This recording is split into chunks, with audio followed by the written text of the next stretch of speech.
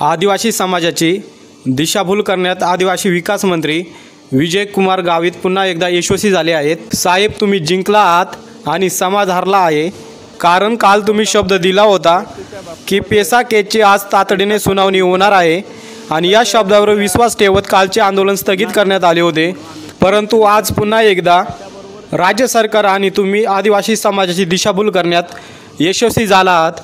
कारण आज सुप्रीम कोर्टामध्ये कोर्ट क्रमांक 1 मध्ये पेसा केसची हिअरिंग होणार होती आणि पेसा केसचा सिरियल नंबर 23 होता आणि आज कोर्ट क्रमांक 1 मध्ये सिरियल नंबर 32 ची हिअरिंग झाली, पण पेसा केसची हिअरिंग झाली नाही।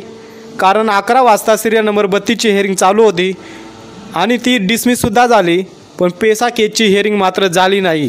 आज सुप्रीम कोर्टामध्ये कोर्ट क्रमांक 1 मध्ये सिरियल नंबर 32 आणि सिरियल नंबर 7 पर्यंत हिअरिंग झालेले आहेत आणि पेसा केसचा सिरियल नंबर 23 होता।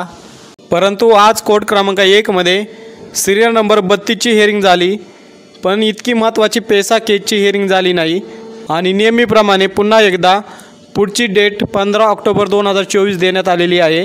तुम्ही सुप्रीम कोर्टाच्या वेबसाईटवर जाऊन चेक करू शकता आणि 11 ऑक्टोबरपर्यंत कधी पण आचारसंहिता लागू शकते आणि एकदा आचारसंहिता लागल्यावर निवडणुका होऊन पुढचे सरकार स्टेबल होण्यामध्ये 5 ते 6 महिने निघून जातात। त्यामुळे या पेसा क्षेत्रातील आदिवासी मुलांना न्याय कधी भेटणार हा मोठा प्रश्न निर्माण झाला आहे। आणि काल झिरवाळ साहेबांनी सांगितल्याप्रमाणे लवकरच पुढची दिशा ठरवण्यात येईल आणि ज्याप्रमाणे पेसा क्षेत्रातील बिगर आदिवासी मुलांना सुप्रीम कोर्टाच्या निर्णयाला अधीन राहून नियुक्त्या भेटल्या, त्याचप्रमाणे पेसा क्षेत्रातील आदिवासी मुलांना सुद्धा नियुक्त्या भेटल्या पाहिजेत। कारण सुप्रीम कोर्टाने कुठेही म्हटलेले नाही की पेसा भरतीला स्थगिती द्या आणि आता आदिवासी विद्यार्थ्यांची सहनशीलता संपलेली आहे आणि या सरकारने विद्यार्थ्यांचा अंत बघू नये आणि ज्याप्रमाणे बिगर आदिवासी मुलांना नियुक्त्या भेटल्या त्याचप्रमाणे या आदिवासी मुलांनासुद्धा सुप्रीम कोर्टाच्या निर्णयाला अधीनस्थ राहून नियुक्त्या भेटल्या पाहिजेत।